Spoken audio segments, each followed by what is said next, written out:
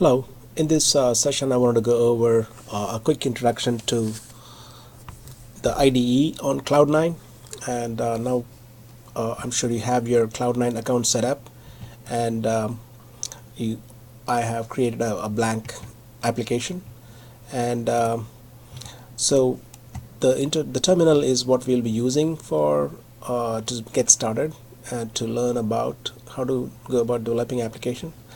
And you can have many terminals set up. You can just click on this and create a new terminal, and each terminal shows you access to the bash command script interface. So here you can type it. Since it's bash, you can find out what version of bash it is by typing bash dash version. So it tells me that it's version 4.3.11, and bash is a version of Linux, and this is a version of Linux. And so what we can do is we can find out some basic information as to what files I have. It's got readme.md file, and what folders I have. And if I do ls minus a, it'll show me the hidden files also. And I can also create a new folder. So mkdir and ruby1. So folder is created, ruby1. Then I can switch to ruby1 folder, and here I can create a new file. And to create a new file, I could simply right click on this, and or I can go here and file, new file from template, and a Ruby file, and untitled.ruby is created. So here my first, I can type my Ruby commands,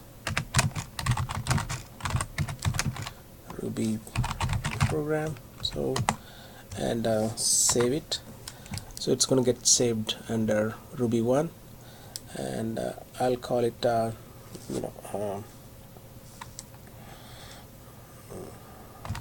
demo 0.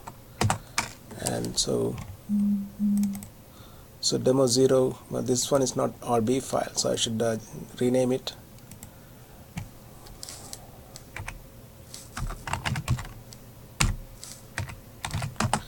Alright, so so you can also from this command prompt you can see what files there are now. So demo 0 is there, and if you're familiar with any editors in bash, you can use that editor. It's an editor called vi. So vi demo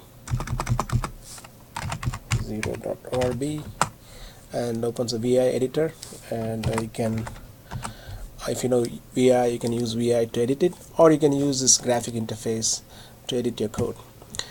Alright, and what else can we do? You can clear by typing clear, and you can type ls to see the list of files.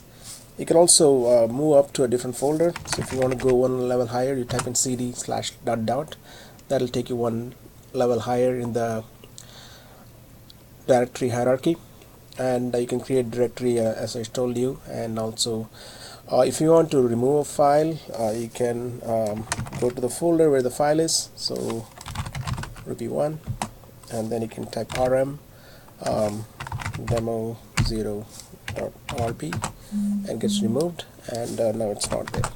Alright, and also there are a bunch of commands that we don't use a whole lot of terminal commands, but if you like to get to learn terminal bash scripting and so on, you can find some resources, and on you can search for popular or most useful bash commands, and you'll see a bunch of pages with useful lists. Alright, and one of the things we're going to be using is the interactive Ruby.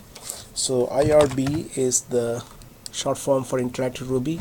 So type in IRB, and that takes you to a Ruby interface.